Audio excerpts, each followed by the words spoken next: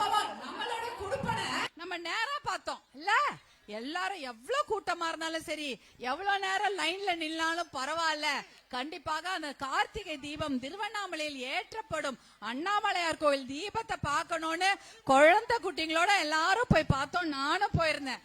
குழந்தைங்களெல்லாம் கூட்டிட்டு போயிட்டு நாங்க அந்த தீபம் பார்த்தோம். எல்லாம் கூட்டம் ஒன்னும் கட்டுக்கடங்கல அண்ணா.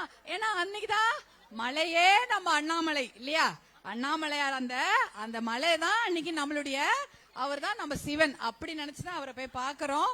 அதுவும் வல்லால மகாராஜா கட்டிய அந்த ராஜகோபுரம் வழியா எல்லாமே, கிளி கோபுரம், அம்மணி கோபுரம், ராஜகோபுரம் வழியா நாம அங்க அந்த அண்ணாமலையார் தீபத்தை பார்த்தோம். அதே போல சரி, இன்னொரு சிறப்பு என்னன்னா, இந்த பகுதியில சுற்றுலா தலமா வராங்க இல்லைங்க. சுற்றுலா தலம் எது? இங்க எது? கிரிவலம் வர்றது கண்டிப்பா எல்லாருக்கும் தெரியும். அது சுற்றுலா கிடையாது, ஆன்மீக வளம். சாமிய பார்த்து சுற்றுலா இல்லையா, ஆன்மீகமா வர்றது சுற்றுலா கிடையாது. இன்னொரு சுற்றுலா தலம் சாத்தனூர் டேம். எத்தனை பேர் போயிருக்கீங்க? பள்ளிக்கூடத்துல எக்ஸ்கர்ஷன்னா என்ன பண்ணுவாங்க? சாத்தனூர் டேம் தாங்க கொண்டு வருவாங்க. சாத்தனூர் டேம் தான் கூட்டிட்டு வருவாங்க. ஏன்னா பசங்களுக்கு அதை காமிக்கணும். அது ஒரு பெரிய விஷயம். எப்பயோ கட்டுனது. அந்த கர்ம வீரர் காமராஜர் அவர் காலத்துல அந்த சாத்தனூர் டேம் கட்டினாங்க. ஏன்னா தென்பெண்ணை ஆற்று தண்ணி அது வழியா தான் வருது. ஆனா இன்னொரு ஒரு விஷயம், இப்ப இந்த டேம பார்க்க எல்லாரும் போறோம். நம்ம ஊரு வானம் பார்த்த பூமி தானே. மழை பெஞ்சாதானே தண்ணி, மழை பெய்யணும் இல்லையா, மழை பெஞ்சாதான் தண்ணி இருந்தாதான் விவசாயம். நம்ம என்ன விவசாயம் செய்யறோம்? அதிகமான விவசாயம் நெல்லு. யாரு நெல்லெல்லாம் பயிர் வைக்கிறது? எல்லாருமே. கரும்பு பயிர் வைக்கிறோமா? அப்புறம் வேர்க்கடலை தெரியுமா? எல்லாருக்கும் தெரியும். நம்ம ஊர்ல வேர்க்கடலைன்னு சொல்லுவோம். சில ஊர்ல என்ன பேர் சொல்லுவாங்க அதுக்கு? மணிலா கொட்டை, வேற மாதிரி சொல்லுவாங்க, மல்லாட்டை சொல்லுவாங்கல்ல. நம்ம திருவண்ணாமலை மாவட்டத்துல வேர்க்கடலைன்னு சொல்லுவோம். அதுல செக்குல ஆடி எடுத்தா கடலை எண்ணெய் இல்லையா. ஆனா அதுவே விழுப்புரம் மாவட்டத்துல பாத்தீங்கன்னா வேர்க்கடலைய மல்லாட்டைன்னு சொல்லுவாங்க, மல்லாட்டை எண்ணெய்ன்னு சொல்லுவாங்க. எனக்கு அது தெரியாது. நான் திருவண்ணாமலை மாவட்டம் தான் என்னுடைய பிறந்த ஊர் இருக்குது. திருவண்ணாமலை மாவட்டம் இந்த செய்யார் பக்கத்துல எங்க சொந்த ஊரு. அதனால திருவண்ணாமலை மாவட்டம்னால வேர்க்கடலை கடலை எண்ணெய்னுவோம். திருமணமாகி நாங்க போகும்போது விழுப்புரத்துல மல்லாட்டன்னாங்க. எனக்கு என்னடா மல்லாட்டன்னா எனக்கு புரியலையே. இல்ல மணிலா கொட்டையை தான் மல்லாட்டை என்னன்னு சொல்லுவாங்க அப்படின்னாங்க. அப்புறம் பார்த்தா அந்த வேர்க்கடலைய அதை பயிர் பண்ணி வந்தோடனே வீட்டுல வச்சு உரிப்பாங்க. எல்லாத்தையும் மூட்டை கட்டி, அதாவது அதை கொண்டு போய் கொள்முதல் நிலையில கொடுப்பாங்க, அதை வித்துருவாங்க. ஆனா வீட்டுல ஒரு கொஞ்சம் மூட்டையை வச்சிருந்து என்ன பண்ணுவோம்? உடைச்சு அத அந்த மல்லாட்ட பயிரை நம்ம வீட்டு மகளிர் தானே அது செய்வோம். நானும் பண்ணிருக்கிறேன். வீட்டுல உக்காந்து மூட்டையா, ஆனா கையெல்லாம் வலிக்கும். அது உடைக்கிறதுக்குள்ள குத்தி உடைக்கணும். அந்த நகெல்லாம் பிஞ்சு போயிடும். அதுல நன்னி பயிர் இருந்தா எடுத்து தூக்கி போட்டுருவோமா இல்லையா? நல்ல பயிர் இருந்தா, நல்ல தெருப்பா இருந்தா அதை எடுத்து வச்சு அதை கட்டி பத்திரமா வச்சிருவோம். எதுக்கு? அடுத்த வருஷமும் அதை விதையா போடுறதுக்கு அந்த பயிர் தான் யூஸ் பண்ணுவோம். கடையில போய் புதுசாலாம் வாங்குறது கிடையாது. நம்ம எதை பயிர் பண்ணோமோ வித்தது போக மிச்சத்தை நம்ம வீட்டு உபயோகத்துக்கு செக்கில ஆடின எண்ணெய போக மிச்சத்தை எடுத்து வச்சு அடுத்த வருஷம் அடுத்த பயணத்துல அந்த மல்லாட்டை விதைய எடுத்து போடணும். வேர்க்கல்ல அந்த எடுத்து வச்சிருந்து பத்திரமா உள்ள வச்சு ஒரு ரூம்ல பூட்டி வச்சிருப்பாங்களா இல்லையா? அடுத்த பருவத்துல இப்போ சீசன் மழை கிழ பெய்யும் போது அதை நம்ம உபயோகப்படுத்திக்குவோம். நெல்லும் அப்படிதான் இல்லையா? எடுத்து கலன்ல கொட்டி பெரிய கலன் இருக்கும். எங்க பாட்டி தாத்தா வீட்டுல பாத்தீங்கன்னா பெரிய கலன், அப்படியே பெரிய மண்ணு கலன் மாதிரி அதுல கட்டி வச்சிருப்பாங்க. அது முழுக்க நெல் எல்லாம் போட்டு வச்சு அந்த ரூமை பூட்டி வச்சிருப்பாங்க. எங்க பாட்டி பூட்டி சாவி அவங்க தான் வச்சிருப்பாங்க. நம்ம வீட்டுல எல்லாம் எப்படி? சாவிய நீங்க வச்சிருப்பீங்களா இல்ல அண்ணன் வச்சிருப்பாரா? யார் வச்சிருப்பாங்க? அம்மா வச்சிருப்பாங்க. நம்ம அம்மாங்க தான் பத்திரமா வச்சுப்பாங்க சாவிய. ஏன்னா யாரா அதை எடுத்துடக்கூடாதுன்னு பத்திரமா பூட்டி வச்சுக்குவோம். ஏன்னா அடுத்த வருஷம் அதை தான் நம்ம உபயோகப்படுத்திக்கணும். ஏதாவது ஒரு கஷ்ட காலத்துல அந்த நெல்லை, அந்த பஞ்ச காலத்துல அந்த நெல்லை கூட கஞ்சி வச்சு சாப்பிட்டுருவாங்கன்னு சொல்லுவாங்க. அந்த விதை நெல்லை எடுக்கவே மாட்டாங்களாம். ரொம்ப பஞ்ச காலத்துல அந்த விதை நெல்லை அது கூட எடுக்க கூடாது அப்படின்னு முடிவா இருப்பாங்களாம். ரொம்ப அப்பெல்லாம் சில சமயத்துல எல்லாம் ரொம்ப வருஷம் முன்னாடி எல்லாம் பஞ்சங்கள் இருக்கும். அந்த பஞ்ச காலத்துல அந்த விதை நெல்லையே கஞ்சி காய்ச்சி குழந்தைங்களுக்கு கொடுக்கறதா அந்த காலத்து பெரியவங்க சொல்லி நான் கேள்விப்பட்டிருக்கேன். இதுதான், இப்படிதான் நம்ம வாழ்க்கை இல்லையா? விவசாயி வாழ்க்கை எப்படி? நம்ம பயிர் பண்ணுவோம், அந்த விதைய வச்சு எல்லாம் பண்ணிக்குவோம். அதுக்கப்புறம் அடுத்த வருஷம் இத மழையை நம்பி பண்ணிட்டு இருக்கிறோம். இதுவே பாத்தீங்கன்னா மழை பெய்யலன்னா என்ன ஆகும்? மழை பெய்யலன்னா ஒண்ணுமே பண்ண முடியாது, விவசாயம் பண்ண முடியாது, ரொம்ப கஷ்டம். அதனாலதான் 1970 நந்தன் கால்வாய் திட்டம்னு கொண்டு வந்தாங்க. தென்பெண்ணை ஆற்றுல இருந்து சாத்தனூருக்கு தண்ணி வந்தது. அந்த சாத்தனூர் டேம்ல இருந்து வரக்கூடிய தண்ணிய துறிஞ்சலாறு வழியா வரும். ஆனா அந்த வழியா வர அந்த தண்ணிய, அதுல அதிகப்படியா வர தண்ணிய கிட்டத்தட்ட சேமிச்சு வச்சா 36 ஏரி, எதுல? விழுப்புரம், திருவண்ணாமலை மாவட்டம், 2 மாவட்டத்தையும் சேர்த்து 36 ஏரி நிரம்பும். கிட்டத்தட்ட 5600 ஏக்கர் விவசாய நிலம் நேரடியா பயன்பெறும். ஒரு 10,000 ஏக்கர் விவசாய நிலம் திருவண்ணாமலை மாவட்டம், அப்புறம் விழுப்புரம் மாவட்டத்துல பயன்பெறும். இந்த தண்ணி வந்ததுன்னா நந்தன் கால்வாய் திட்டம். நந்தன் கால்வாய் திட்டம் 76ல ஆரம்பிச்சாங்க. 77ல மழையிலேயே அந்த கால்வாயெல்லாம் தூர்ந்து போயிடுச்சு, எதுவுமே பண்ண முடியல. 50 வருஷமாக அந்த இடத்த, அந்த நந்தன் கால்வாய் திட்டத்தை செயல்படுத்தவே இல்லை. அந்த திட்டம் மட்டும் இருந்ததுன்னா, நந்தன் கால்வாயில அத தண்ணி மட்டும் வந்திருந்தா நம்ம விவசாயம் நல்லா இருந்திருக்கும். ஒரு 100 மூட்டை நெல் விளையிற இடத்துல 500 மூட்டை நெல் விளைஞ்சிருக்கும். அப்ப நமக்கு கடன் இருக்குமா? கடன் இருக்காது. ஒரு 10 டன் 20 டன் கரும்பு இருக்கிற இடத்துல 500 டன் கரும்பு விளைஞ்சிருக்கும். அப்ப நம்ம கடனாளியா இருப்போமா? கழுத்துல கொஞ்சம் நல்லா நகை எல்லாம் போட்டுன்னு இருக்க மாட்டோமா? நமக்கும் ஆசை தானே. பக்கத்துல தானே காஞ்சிபுரத்துல போய் ஒரு பட்டு புடவை, பட்டு சேலை, சின்னால பட்டு எல்லாம் இங்க தானே இருக்குது. ஒரு நல்ல பட்டு புடவை வாங்கிப்போம், ஒரு கழுத்துல நல்லா ஒரு தங்க சரடு போட்டிருப்போம். எதுக்கு? ஏன்? நல்ல விவசாயம் இருந்தா அதெல்லாம் நடந்திருக்கும். ஆனா இந்த திட்டத்தை 50 வருஷமா செயல்படுத்தவே இல்லை. அத்தனைக்கும் இந்த மாவட்டம் மிகப்பெரிய ஆளுமைகள் இருக்கக்கூடிய மாவட்டம், அமைச்சர்கள் மாவட்டம். இது அவ்வளவு பேர் அமைச்சரா இருந்திருக்காங்க. 50 வருஷமா 1977ல முடிஞ்சு போன அந்த திட்டத்தை இது வரைக்கும் கொண்டு வரல. 50 வருஷமா அந்த திட்டத்தை செயல்படுத்தவே இல்லை. அதை செயல்படுத்தி இருந்தா விவசாயிகள் வாழ்க்கை நல்லா இருந்திருக்கும் இல்லையா? நல்லா இருந்திருக்கும்.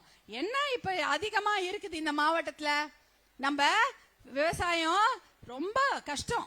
தண்ணி இல்ல, மழை பெய்தால் விவசாயம், மழை இல்லைன்னா விவசாயம் கிடையாது. அவ்வளவுதான். இதான் இன்னைக்கு நிலைமை. பூ விவசாயம் நிறைய பண்றீங்களா? கனகாம்பரம், மல்லி, முல்லை, சாமந்தி. சரி, கனகாம்பரம் எல்லாம் காலையிலேயே பறிச்சு கொடுத்துட்டு ஸ்கூலுக்கு போற எத்தனையோ பெண்களை நான் பார்த்திருக்கேன். குழந்தைங்கள பண்ணிருக்கீங்களா? எல்லாருமே காலையில வீட்டுல போவாங்க, கனகாம்பரம் பறிச்சுட்டு அப்புறம் தான் பள்ளிக்கூடத்துக்கு பை மாட்டிட்டு போவாங்க அந்த பொண்ணுங்க. அதே போல மல்லிப்பூலா இருந்தா எப்படி நம்ம வீட்டுல வைப்போம்? மல்லிப்பூ இருந்ததுன்னா கட்டணும்னா மொக்கா தானே கட்டுவோம். மலர்ந்தப்புறம் பூ கட்டுவோமா? இல்ல, மொக்கா கட்டி அத ஈர துணியில சுத்தி வச்சு அப்புறம் அப்படியே கொஞ்ச நாள் கழிச்சு சாயங்காலமா நம்ம கல்யாணத்துக்கு போறோமோ, கோயிலுக்கு போறோமோ, இல்ல நிகழ்ச்சிக்கு போனா பிரிச்சா அப்படியே குப்புன்னு மலர்ந்துருக்கும், வாசனையா இருக்கும், தலையில வச்சுன்னு போவோம். அப்படிதானே? இல்லனா ஒரு கவர்ல போட்டு பிளாஸ்டிக் டப்பால போட்டு வைப்போம். இல்லனா சில்வர் டிஃபன் பாக்ஸ், அதுல பூவை வச்சிருப்போம். அது அப்படியே மலர்ந்துருக்கும், வச்சுன்னு போவோம். அப்போ இவ்வளோ நல்ல பூ விளையக்கூடிய இந்த பூமி, இத பாதுகாக்கிறதுக்கு இங்க என்ன இருக்கணும்? ஒரு குளிரூட்டும் கிடங்கு இல்ல? பூ என்ன அப்படியே வச்சிடணும், இருந்துனே இருக்குமா 10 நாள் வாடாம? அதை நம்ம ஃப்ரிட்ஜ்ல வைக்கணும், இல்லைன்னா ஒரு ஏசி ரூம்ல வச்சு பாதுகாக்கணும். இங்க ஏதாவது இவ்வளோ பூ விவசாயிகள் இருக்கீங்க. ஆனா இங்க ஏதாவது ஒரு இந்த மாவட்டம், திருவண்ணாமலை மாவட்டம் இல்ல கீழ்பெண்ணாத்தூர் இந்த பகுதியில இந்த பூவை சேர்த்து வைக்கிறதுக்கு ஏதாவது கோடவுன் இருக்கா? இல்ல ஒரு ஏசி கோடவுன் தான் வேணும். அதுக்கு இருக்குதா? இல்லவே இல்லை, கிடையாது. இதெல்லாம் தான் தேவை. ஆனா என்ன அதிகமாக இருக்கிறது இங்க? வைன் ஷாப் அதிகம். உண்மையா சொல்றேன், வைன் ஷாப் அதிகம். நெல் கொள்முதல் நிலையங்கள், நீங்க நெல் விவசாயம் பண்றீங்க, நெல்லை வாங்கி பத்திரமா வைக்கிறதுக்கு நெல் கொள்முதல் நிலையங்கள் 200 இருக்குன்னா ஒயின் ஷாப் 250 இருக்குது தெரியுமா? இந்த மாவட்டத்துல நெல்ல பத்திரமா ஒரு நம்ம வீட்லயே என்ன சொல்றோம், நெல் இருந்தா பத்திரமா ஒரு ரூம்ல பூட்டி வைக்கிறோம். அப்ப இந்த மாவட்டத்துல எவ்வளவு பெரிய பெரிய கோடவுன் கட்டி இவ்வளவு விவசாயிங்க நெல்ல பயிர் பண்றாங்க. அவங்களுக்கு அந்த கோடவுனை கட்டி பூட்டி வைக்காம, அந்த மாதிரி ஒரு கோடவுன்லாம் வைக்காம வெறும் டாஸ்மாக் கடைய கோடவுன் நெல் கோடவுனோட அதிகமா கட்டி வச்சிருக்காங்க. இதுவா நம்ம கேட்டோம்? இத இப்ப இன்னைக்கு என்ன, ஜனவரி 8ஆம் தேதி, அடுத்த வாரம் பொங்கல். ஆனா போன வாரம் ஜனவரி 1ஆம் தேதி புத்தாண்டு, எல்லாரும் happy new year happy new year சொன்னீங்களா? 12 மணிக்கு happy Pongal happy Pongal. Happy new இயர்க்கு என்ன தெரியுமா ஆச்சு? ஜனவரி 1 போன வாரம் வியாழக்கிழமை இந்த மாவட்டத்துல மட்டும் 11.78 கோடி, அதாவது 12 கோடி ரூபாய்க்கு குடிச்சுக்கிறாங்க ஒரே நாள். ஜனவரி 1, 2026 அன்று மட்டும் திருவண்ணாமலை மாவட்டத்தில் டாஸ்மாக் சேல்ஸ் 12 கோடி ரூபாய். எங்க இருந்து வந்தது 12 கோடி ரூபாய்? நீங்க தான் கொடுத்தீங்களா? உங்க வீட்டுக்காரங்க எல்லாம் நியூ இயர் ஆச்சு நல்லா சந்தோஷமா இருக்கட்டும், யார் கொடுத்தது காசு? 12 கோடி ரூபாய் நீங்க தான் கொடுத்தீங்களா? ஆனா உங்க காசு தான் போயிடுது 12 கோடி ரூபாய். பின்ன திருவண்ணாமலை மாவட்டத்துல குடிக்கிறதுக்கு வேற பக்கத்து ஊர் மாவட்டத்துல இருந்தா காசு கொடுத்துருப்பாங்க. நீங்க வேலை செஞ்சு நீங்களே எடுத்துக்கிறீங்களா? அப்ப குழந்தைங்களுக்கு யார் பதில் சொல்றது? அப்ப 12 கோடி ரூபாய்க்கு ஒரே நாள் குடிச்சிருக்கிறாங்க. கொஞ்சோண்டு வெயிட் பண்ணுங்க. ரேஷன் கடையில 1/2 அடி கரும்பு, கொஞ்சோண்டு 1/2 கிலோ அரிசி, அப்புறம் முந்திரி பருப்பு, காஞ்ச திராட்சை இதெல்லாம் எடுத்து, அதுவும் கொடுக்க மாட்டாங்களா கொடுப்பாங்களா தெரியாது, 3000 ரூபாயும் கொடுப்பாங்க. போன வருஷம் 3000 ரூபாய் கொடுக்கவில்லை. ஏன் கொடுக்கவில்லை? தேர்தல் இல்லை. அதற்கு முந்தின வருஷம் ஒரு 3000 ரூபாவோ 1000 ரூபாய் கொடுத்தாங்களா? கொடுக்கல. ஏன்னா தேர்தல் வரவில்லை. இன்னும் 3 மாசத்துல தேர்தல் வந்துவிடும். அதனாலதான் உங்களுக்கு 3000 ரூபாய் தராங்க.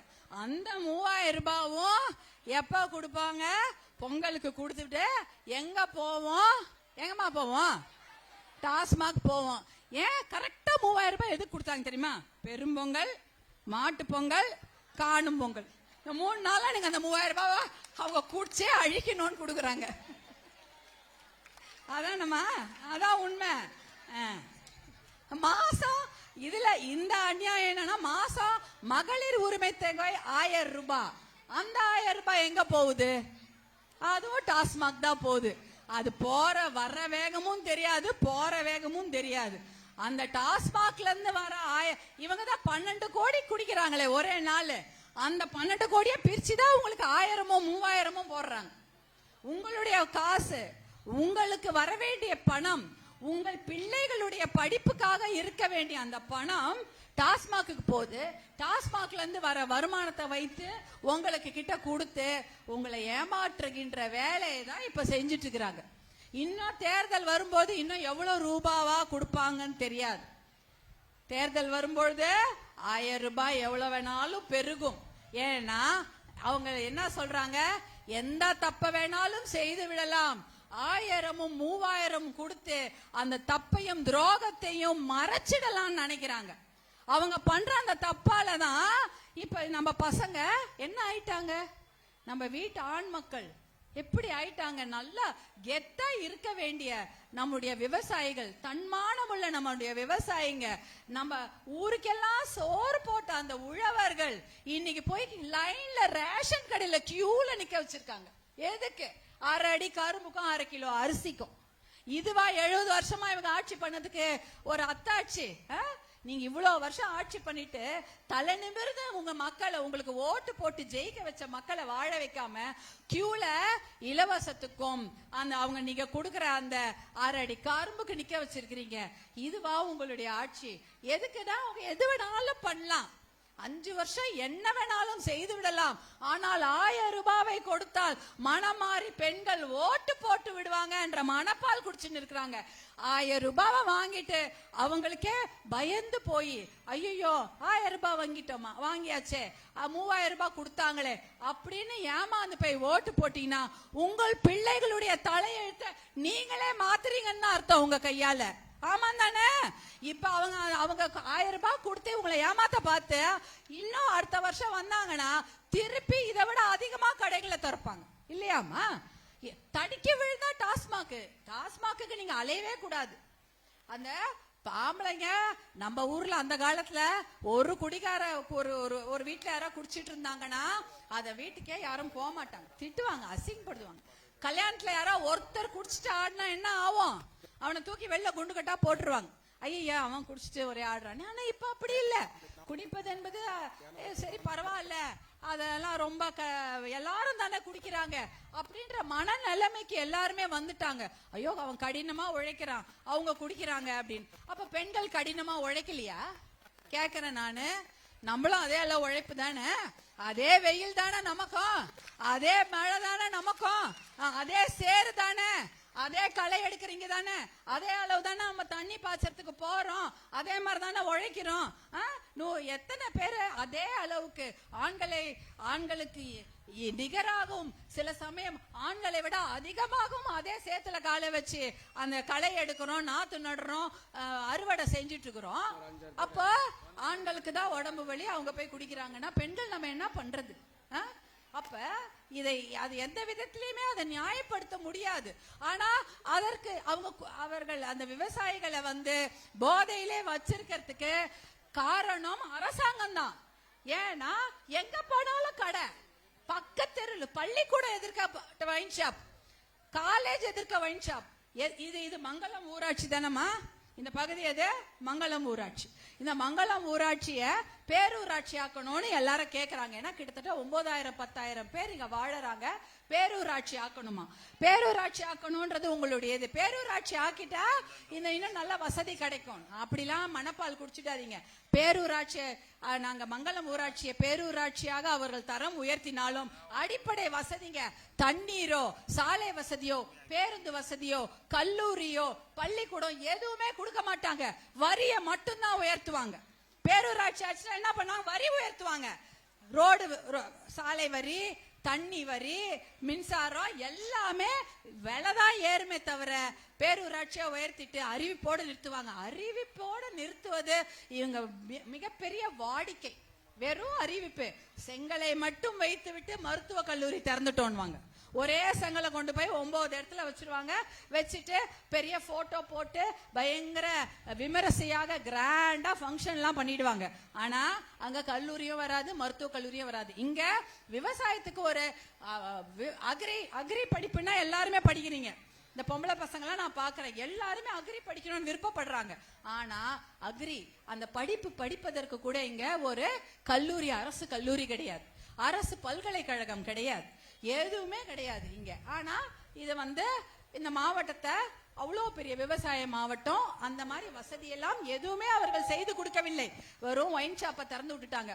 போதை பழக்கம், அதுக்கு மேல பள்ளிக்கூட நம்ம வீட்டுல இருக்கிற பெரியவங்க எல்லாம், நம்ம வீட்டுல இருக்கிற ஆண் மக்கள், நம்மளுடைய அப்பாவா இருக்கட்டுமோ இல்ல தந்தைமார்கள், கூட பிறந்த அண்ணன் தம்பி கணவன் எல்லாருமே இப்பொழுது குடிப்பழக்கத்தை அடிமையாயிட்டாங்க. அடுத்தது நம்ம வீட்டுல பாக்கி இருக்கிறது சின்ன சின்ன குழந்தைங்க, அவங்கள போதை பழக்கத்துக்கு அடிமையாகி கொண்டிருக்கிறார்கள். பள்ளிக்கூடத்துல போதை பழக்கம் அவ்வளோ இருக்கு. சின்ன பசங்களுக்கு போதை பாக்கு சாப்பிட்டா தெரியவே தெரியாது, வாசனை கூட வராது, எதுவுமே தெரியாது. ரொம்ப பாவம் அந்த குழந்தைங்க. என்ன ஆகும்? இந்த மாதிரி பிரச்சனைகளால எத்தனையோ திருவண்ணாமலை மாவட்டத்துல பெண்கள் பாதுகாப்பு அச்சுறுத்தலுக்கு உள்ளாகி இருக்கிறது தெரியுங்களா? இப்ப கோயிலுக்கு வந்த ஒரு பொண்ண கூட்டிட்டு போயிட்டு ஒரு 2-3 பேரு அந்த பொண்ணை சீரழிச்சிருக்கிறாங்க. கோயிலுக்கு சாமி கும்பிட வந்த பொண்ணு ஏதோ பக்கத்து வெளியூர்ல இருந்து அதுவும் வந்து அதை செய்ததே காவல்துறை அப்படின்றாங்க. அது 2 பேர் வந்து காவல்துறை சேர்ந்தவங்க, அவங்க போதையில இருந்து இந்த மாதிரி பண்ணிருக்கிறாங்க. அதே போல நேற்று இன்னொரு விஷயம் சம்பவம் திருவண்ணாமலையில் நடந்திருக்கிறது. பாவம் யாருமே இல்லாம நிர்கதியாக இருக்கக்கூடிய ஒரு அபலை பெண்ணை 4-5 கயவர்கள் கொண்டு போய் பாலியல் வன்கொடுமை செய்து அந்த பொண்ணுக்கு உடம்பு முடியாம போய் ஆஸ்பத்திரியில இருக்கு.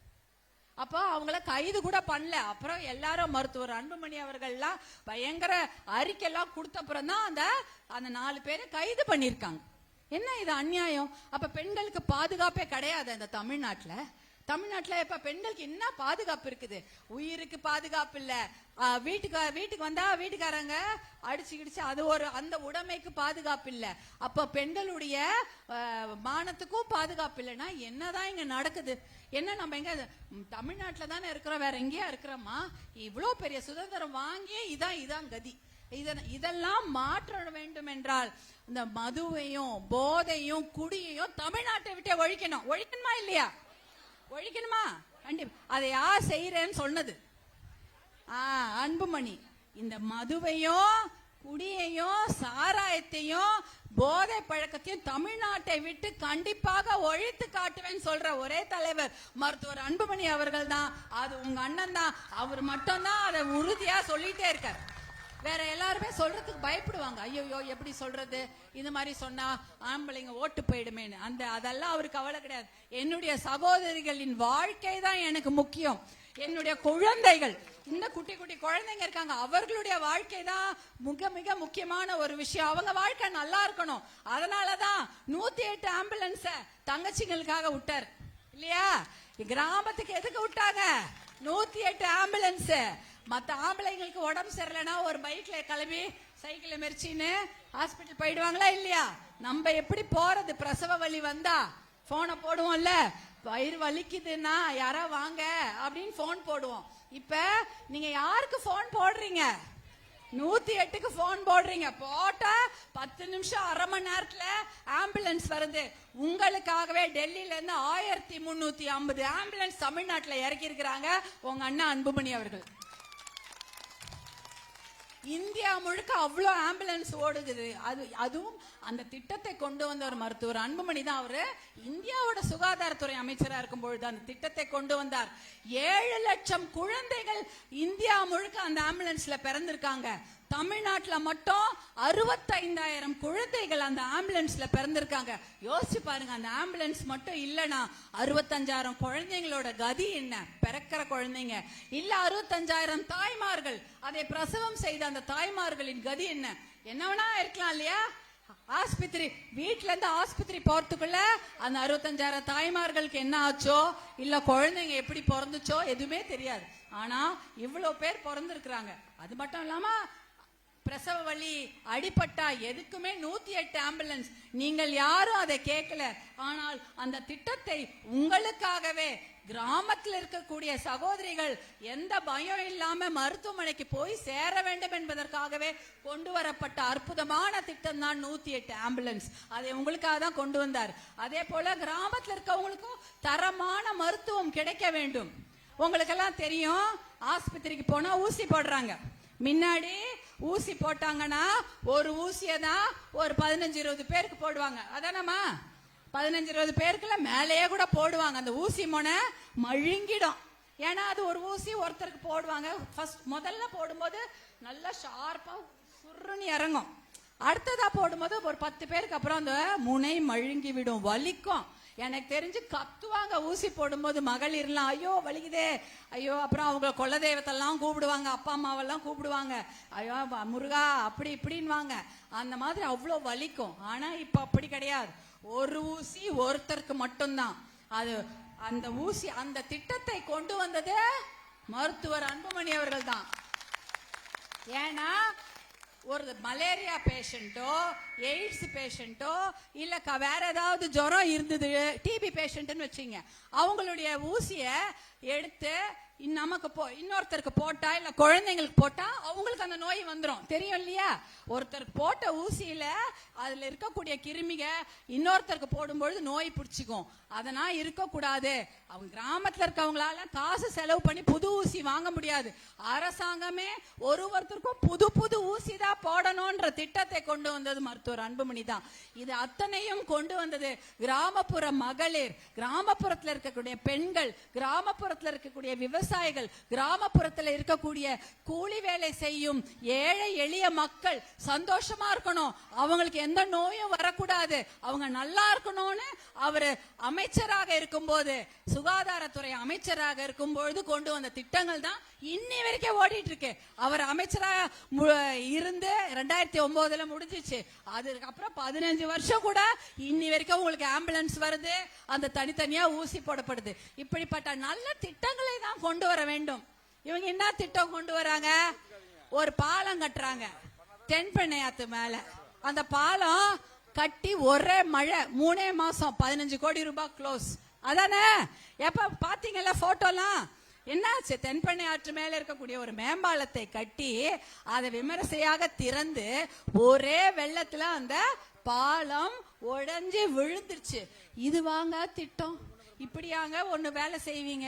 ஏன் நீங்க 15 வருடம் அவர் அமைச்சராக இல்லை, இருந்தாலும் அவர் கொண்டு வந்த திட்டங்கள் இன்று வரை வேலை செய்து கொண்டிருக்கிறது. ஆனா நீங்க 15 நாள் அதை 15 கோடி செலவு பண்ணி ஒரு திட்டத்தை கொண்டு வரீங்க, ஒரே மாசத்துல அந்த பாலம் உடைஞ்சு விழுது. இதுதான் உங்களுடைய ஆட்சியின் லட்சணம்னா என்ன? அநியாயமா இருக்கு. அப்ப எங்களை பார்த்தா, விவசாயிகளை பார்த்தா மனுஷனா தெரியலையா? ரொம்ப கேவலமாக நினைக்கிறீர்களா? அதனாலதான் இந்த விவசாய ஓட்டு மட்டும் போடக்கூடிய மஷினாக வச்சுட்டு வேற எதுவுமே தேவையில்லை, ஒரு ஓட்டை வாங்கிடுவோம், 5 வருஷம் அவங்களை கண்டுக்கவே கூடாது அப்படின்ற எண்ணத்துல இருக்காங்க. அந்த எண்ணத்தை நீங்கெல்லாம் இந்த வருடம் இந்த எலெக்ஷன்ல மாற்றி காட்டணும். உங்க கையிலேயே பவர் இருக்கா இல்லையா? சிங்க பெண்கள் சும்மாவா சொன்னோம்? சொல்லுங்க, உங்க கையிலயும் அந்த பவர் இருக்கு. நீங்கள் நினைத்தால் ஆட்சி மாற்றத்தை கொண்டு வர வேண்டும். போன டிசம்பர் மாசம் இதே திருவண்ணாமலையில மிகப்பெரிய உழவர் பேரியக்க மாநாடு நடத்தியது பாட்டாளி மக்கள் கட்சி.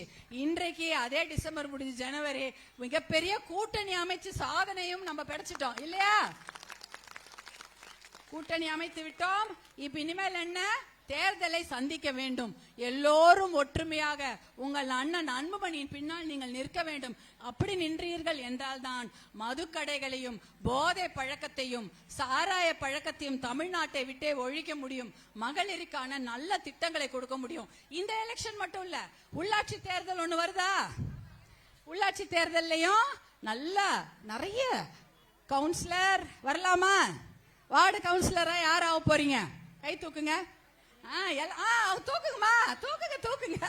அவங்க வார்டு கவுன்சிலர் ஆகணும்ன்றாங்க. அவங்க கண்டிப்பாக வார்டு கவுன்சிலர்னு 500 ஓட்டு தான், ஒரு 150 ஓட்டு. நம்ம குடும்பத்துல ஒரு 150 பேர் இருப்போமா?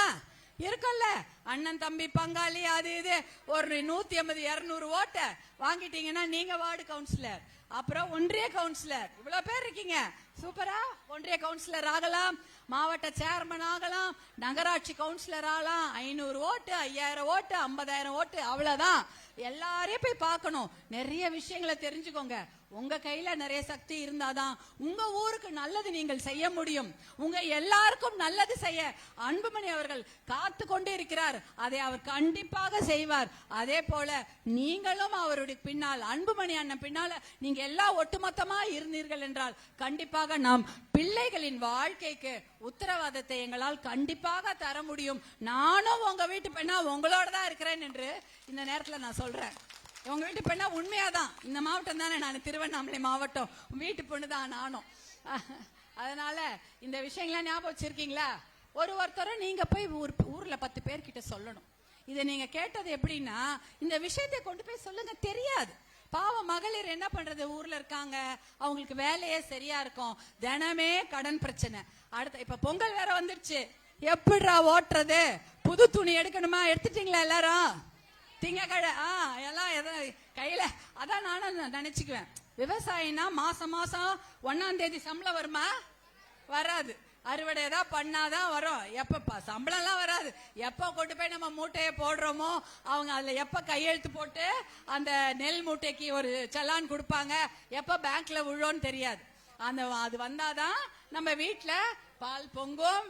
பால் பொங்குமா? ஒரே சமயம் எல்லாரும் பொங்கலோ பொங்கலோ பொங்கலோன்னு கத்துவோமா? அடுத்த வாரம் இத்தனை நேரம் பொங்கல், எல்லாரும் வந்து தை பொங்கல் பெரும்பொங்கல் இருக்கும். ஒரு பொங்கல் பானையை வச்சுட்டு பயங்கர சவுண்டா இருக்கும். ஒரு வீட்டுல பொங்கலோன்னு ஆரம்பிச்சாங்கன்னா அந்த ஊர் முழுக்க பொங்கலோ பொங்கலோன்னு கேட்டுனே இருக்கும். நான் கேட்டிருக்கேன் எங்க ஊர்ல, அங்க நாங்க பொங்கலுக்கு அங்கதான் இருப்பேன். அப்படியே சத்தம் இங்க ஆரம்பிச்சாங்கன்னா ஒரு வீட்டுல ஆரம்பிச்சா அடுத்த வீட்டுல பொங்கி இருக்கும் பால், இன்னொரு வீட்டுல பால் பொங்கி இருக்கும். எல்லார் வீட்லயும் பொங்கலோ பொங்கலோன்னு சொல்லிட்டு இருப்பாங்க. அது மகிழ்ச்சி பொங்கலாக அது இருக்க வேண்டும் இல்லையா? அதுதான் நம்மளுடைய அதான் வாழ்க்கை. அதற்காக தான் வாழ்ந்திருக்கிறோம். நம்ம கடனு இல்ல, போராட்டம் தினம் குடிச்சிட்டு வந்து அடிப்பாங்களா, இல்ல பசங்க போதை பழக்கத்துல இருக்குமா, காசு இருக்குமா, வீட்டுக்கு போறதுக்குள்ள காசை எடுத்துன்னு போய் செலவு பண்ணிட்டு இருப்பாங்களா அப்படின்னு யோசிச்சுட்டுலாம் இருக்க கூடாது. நிம்மதியான ஒரு வாழ்க்கை வாழ்வதற்கு நமக்கும் உரிமை இருக்கிறது. பெண்களாகிய நமக்கும் நிம்மதியான, கௌரவமான, கண்ணியமான, அடி உதை வாங்காம, கடன் வாங்காம நல்ல வாழ்க்கை வாழ நமக்கு உரிமை இருக்கிறது. அதற்கு நாம தெளிவா இருக்கணும். தெளிவா இருப்பீங்களா? 500 ரூபாய்க்கும் 1000 ரூபாய்க்கும் எவ்வளோ தப்பு வேணாலும் செய்யுது. அந்த 1000 ரூபாவை கொடுத்து சரி பண்ணி விடலாம் என்று அவங்க நினைச்சிட்டு இருக்கிறாங்க. அந்த நினைப்ப நீங்க தொடச்சி எரிஞ்சிடணும். சரியா? நீங்க எல்லாம் ஒற்றுமையா இருங்க. உங்களுக்கு தெரியும் அன்புமணி அண்ணன் வந்து உங்களுக்காக தான் எத்தனையோ நல்ல திட்டங்களை வைத்திருக்கிறார். அதனால அதையெல்லாம் செயல்படுத்துவதற்கு எங்களுக்கு ஒரு வாய்ப்பு கொடுங்கள் அப்படின்னு தான் நாங்க கேட்டுட்டு இருக்கிறோம். ஓகேவா? அதே சமயம் நீங்க சொன்னீங்கல்ல, மாசம் இன்னும் வந்து மாச சம்பளம் அதெல்லாம் கிடையாது. விவசாயி கிட்ட என்ன விளைவிக்கிறாங்களோ அதை வச்சுதான் வரும். அதே பத்திரமாக நாம வச்சுக்கணும். அந்த 3000 ரூபாவை எப்படியாவது காப்பாத்த பாருங்கம்மா. வேற வழி இல்ல. இல்லனா அந்த 3000 ரூபாய் 3 நாள் டாஸ்மாக்ல ஓடிட போகுது. எடுத்து ஒழிச்சு வச்சுக்கிறீங்களா? இப்பயே எடுத்துருங்க. பேங்க்ல இருந்து போட்டாங்கன்னா போடுவாங்களான்னு தெரியல. அனௌன்ஸ்மெண்ட் தானே எல்லாமே, கொடுத்தாதான் தெரியும். கொடுத்துட்டாங்களா? சரி, பத்திரமாவது வைங்க. அத கொடுத்தத பத்திரமா வைங்க. கொடுப்பாங்க. எலெக்ஷன் வந்துடுச்சு. அப்ப எத்தனையோ வாக்குறுதிகளை காற்றில் பறக்க விட்டு விட்டார்கள்.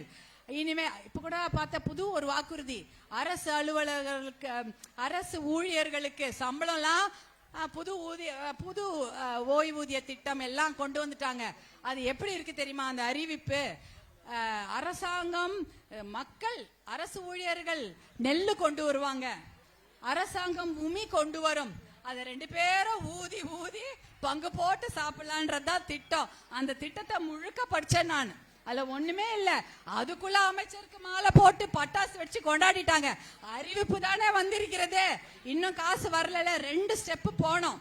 அதற்கு முதல்ல அறிவிப்பு வந்தவுடன் அந்த பணத்துக்கு முதல்ல சாங்ஷன் ஆகணும். சாங்ஷன் ஆன பணத்துக்கு அனுமதி வாங்கின அப்புறம் தான் அவருடைய பேங்க்ல போய் விழும். அதற்குள்ள பட்டாசெல்லாம் வச்சு கொண்டாடிட்டாங்க. வரும்போது பாத்துக்கலாம் அப்படின்றது. ஏன்னா விவசாயிகளான நமக்கு தெரியும் எத்தனை திட்டத்தை அறிவிச்சாங்களோ ஒரு திட்டத்தையும் இவங்க நமக்கு பண்ணவே இல்லை. அதனால ஞாபகம் வைத்துக் கொள்ளுங்கள், அண்ணன் அன்புமணி பின்னால் நீங்கள் எல்லோரும் தங்கைகளான, சகோதரிகளான, அம்மாவான நீங்க எல்லாம் ஒன்னா இருங்க. நாங்களும் உங்க வீட்டு பிள்ளைகளாக உங்களுடன் தான் இருக்கிறோம் என்பதை கூறிக்கொண்டு, இவ்வளவு நேரம் இதை அருமையாக ஒருத்தர் கூட எழுந்து போல, ஒரே ஒருத்தர் கூட காலி பண்ணிட்டு இல்ல மழை பெய்யுது, இருட்டாயிடுச்சு, பஸ் போயிடும், யாருமே போல உட்கார்ந்து கேட்ட என்னுடைய அனைத்து அன்பு சகோதரிகளுக்கு என்னுடைய மனமார்ந்த நன்றியை நான் தெரிவித்துக் கொள்கின்றேன். மனமார்ந்த நன்றியை தெரிவிச்சுக்கிறேன். அதை விட முக்கியமான நன்றிகள் இதையெல்லாம் ஏற்பாடு செய்த மாவட்ட செயலாளர்கள், தலைவர்கள், ஒன்றிய செயலாளர்கள், தலைவர்கள், கிளை செயலாளர்கள், பொறுப்பாளர்கள், மகளிர் அணியர், அது வெளியூர்ல இருந்து எத்தனையோ பேர் வந்தாங்க. அவர்களுக்கெல்லாம் என் மனமார்ந்த நன்றி. சாப்பிட்டு போனோம், சாப்பாடுலாம் ரெடி பண்ணிருக்காங்க. ஆமா, என்ன ஆமா, நன்றி.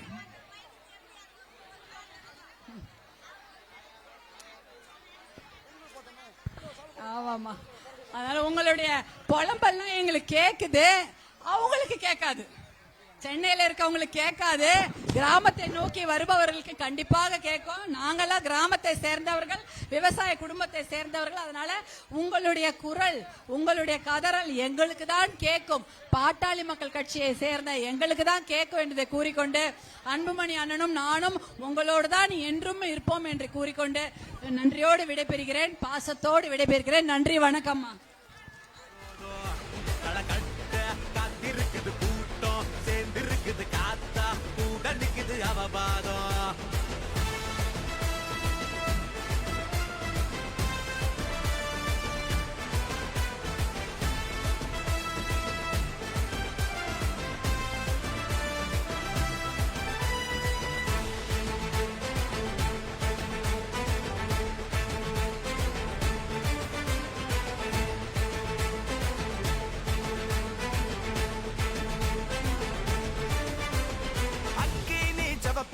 கொற்றவையே